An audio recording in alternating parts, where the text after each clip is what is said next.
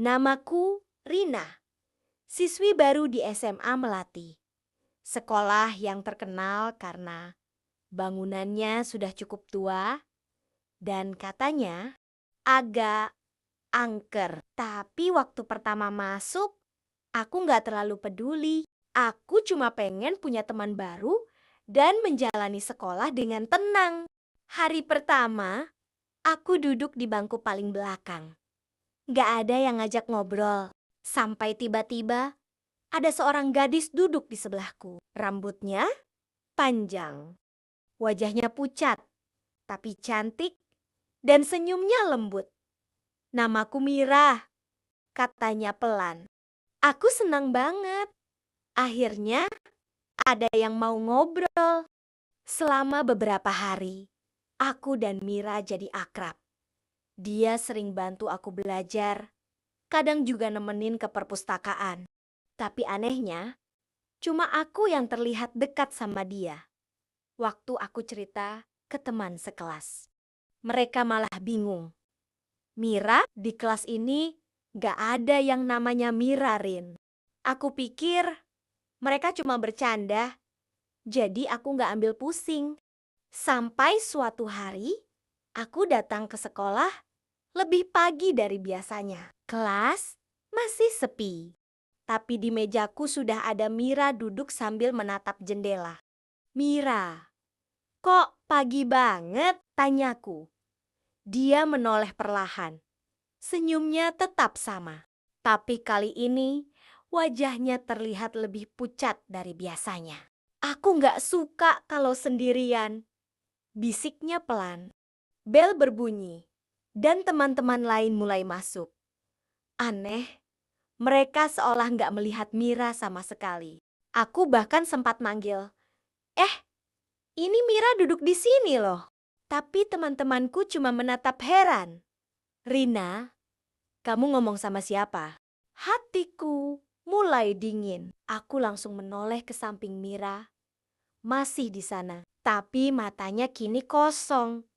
Dan dari balik rambutnya, aku bisa lihat darah menetes dari pelipisnya. Rina, suaranya berubah serak. Kamu teman pertamaku sejak aku mati di sini. Aku kaget dan langsung mundur. Kursinya jatuh dan semua orang melihatku.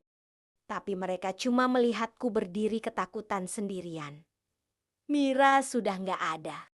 Setelah kejadian itu, aku cari tahu. Ternyata beberapa tahun lalu memang ada siswi bernama Mira yang meninggal di SMA Melati karena kecelakaan jatuh dari tangga sekolah.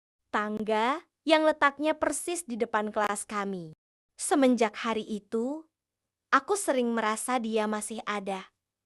Kadang, kursi di sebelahku bergerak sendiri.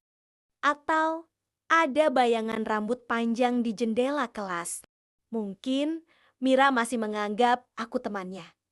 Teman yang belum dia lepaskan. Sejak aku tahu kalau Mira sudah meninggal, aku jadi takut datang ke sekolah. Tapi aku juga penasaran, kenapa dia memilih aku? Kenapa dia masih gentayangan di sini? Suatu hari, saat pelajaran selesai, aku memberanikan diri untuk tinggal di kelas sendirian. Aku ingin bicara langsung sama dia. Kalau dia benar-benar masih ada. Ruangan mulai sepi. Hanya suara kipas tua yang berdecit dan daun jendela yang bergoyang karena angin sore. Aku berdiri dan berbisik, Mira, kalau kamu masih di sini, tolong tunjukkan dirimu. Beberapa detik sunyi. Tapi kemudian, kursi di sebelahku bergerak pelan, bergeser sendiri, seperti ada yang duduk di situ. Aku bisa merasakan hawa dingin di leherku. Rina, suara itu datang dari belakangku. Aku menoleh perlahan. Mira berdiri di sana, tapi kali ini wajahnya berbeda. Wajahnya pucat sekali. Matanya hitam legam dan dari bajunya yang dulu putih, kini tampak berlumuran tanah. dan darah kering. Aku ingin lari, tapi kakiku seperti menempel di lantai. "Kamu masih mau temanan sama aku kan?" tanyanya lirih. "Mira, kamu udah nggak hidup lagi. Kamu harus pergi, Mira," jawabku pelan. Berusaha tenang. "Aku nggak bisa pergi. Aku masih di sini karena aku mati di tempat ini sendirian. Dan sekarang aku punya kamu." Seketika lampu kelas berkedip-kedip dan pintu menutup dengan keras. Aku menjerit dan berlari ke arah pintu, tapi tidak bisa dibuka. Di belakangku terdengar suara langkah kaki, pelan, lalu cepat, lalu tiba-tiba berhenti tepat di belakangku. "Rina, jangan tinggalin aku." Tangan dingin menyentuh bahuku. Aku refleks menoleh dan wajahnya sudah dekat sekali. Matanya kosong, mulutnya sobek sampai ke pipi. Aku menjerit sekencang-kencangnya. Begitu aku sadar, aku sudah berada di UKS. Guru piket bilang, aku pingsan di depan kelas dengan pintu terkunci dari dalam. Sejak hari itu, aku memutuskan tidak mau lagi duduk di bangku itu.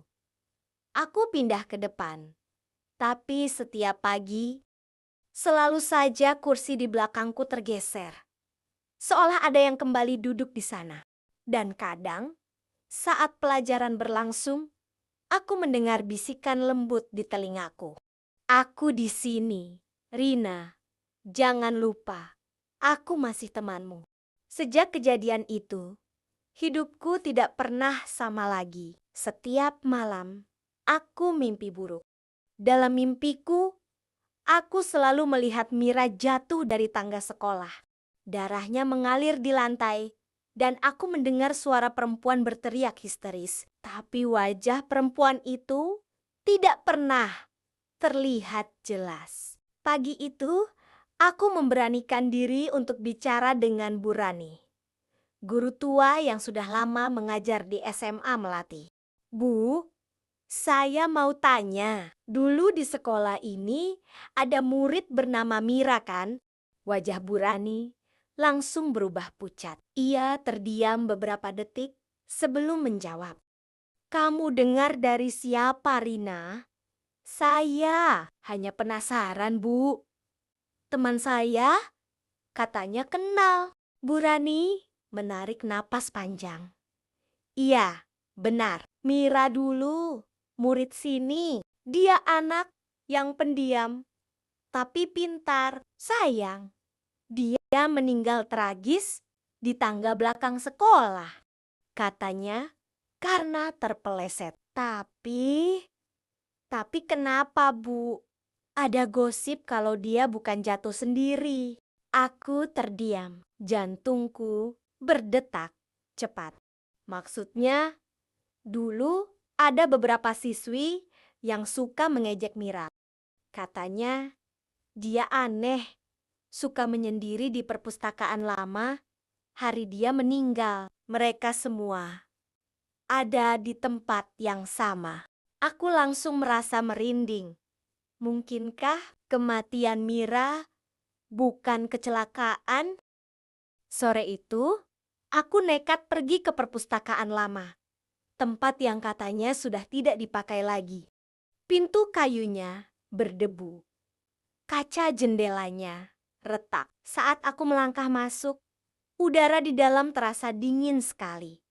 Seperti ada sesuatu yang tidak suka aku datang. Di salah satu rak buku, aku melihat buku harian lusuh. Di halamannya tertulis, "Mereka ejek aku lagi hari ini. Mereka dorong aku di tangga. Aku ingin pergi, tapi kenapa kaki ini lemah? Aku takut kalau aku mati, apakah ada yang mau jadi temanku?" Tanganku bergetar membaca itu. Tetesan air jatuh di halaman buku, entah air mataku atau sesuatu yang lain. Tiba-tiba, rak buku bergeser sendiri. Dari balik rak itu, muncul sosok Mira. Wajahnya kali ini lebih tenang. "Kamu sudah tahu kan, Rina?" katanya pelan. "Iya, Mira, aku tahu. Mereka yang dorong kamu. Aku cuma ingin seseorang tahu kebenaran. Sekarang aku bisa pergi dengan tenang."